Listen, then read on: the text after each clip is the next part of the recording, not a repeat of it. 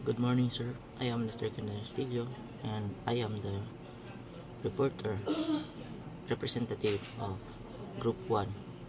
And I'm going to tackle about the 1943 Constitution.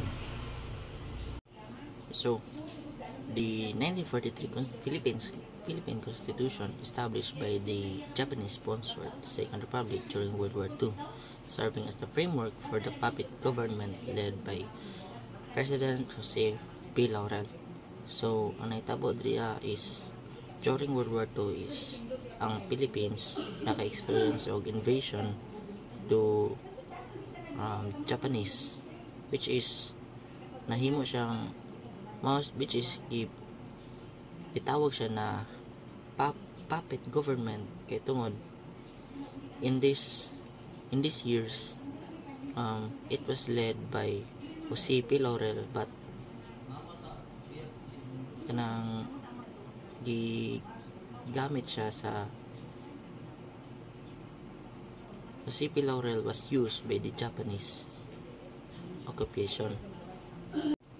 So during the Japanese occupation of the Philippines, which is 1942 to 1945, the Japan established a puppet government and they enforced the martial law, exploited resources, leading to severe food shortage and oppressive conditions for the Filipino. In this era, or in these years,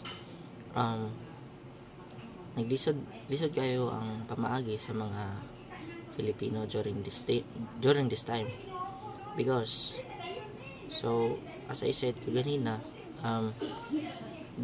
puppet government, which is ang Japanese occupation ang nag-control during this time. And so Filipinos experienced the martial law, exploited resources, food shortage, and oppressive conditions. And also, the Bataan Death March began on April 10, 1942, when the Japanese gathered an estimated 78 prisoners, 12,000 US persons, and 66,000 Filipino to march up the east coast of Bataan. The men, already weakened by months of hunger and disease, suffered unspeakable cruelties during the march. Japanese guards made a sport of hurting or killing the POWs.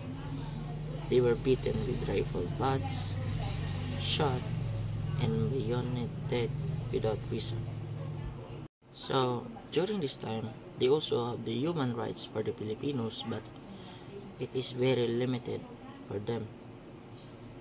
They have freedom of speech, right to form associations, the right to petition, and liberty of abode, and the right to be secure against unreasonable searches and seizure. But in this implementation, it is limited due to the Japanese occupation during the 1943 Constitution.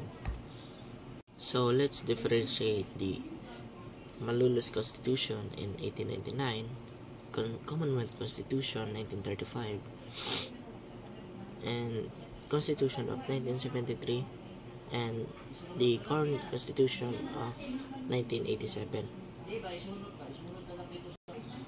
So the Malolos Constitution of 1899, it is established by the First Philippine Republic, but was not fully implemented due to the war. And the Commonwealth Constitution 1935 created a self-governing commonwealth under the US and served as a precursor to independence. So the Constitution of 1973 under Ferdinand Marcos introduced a preliminary system in a period of martial law. And the current constitution, which is the 1987 Philippine Constitution, was a direct response to the abuses of the Marcos era, re-establishing a democratic presidential system with strong civilian control and comprehensive Bill of Rights. So that's all, sir. Thank you.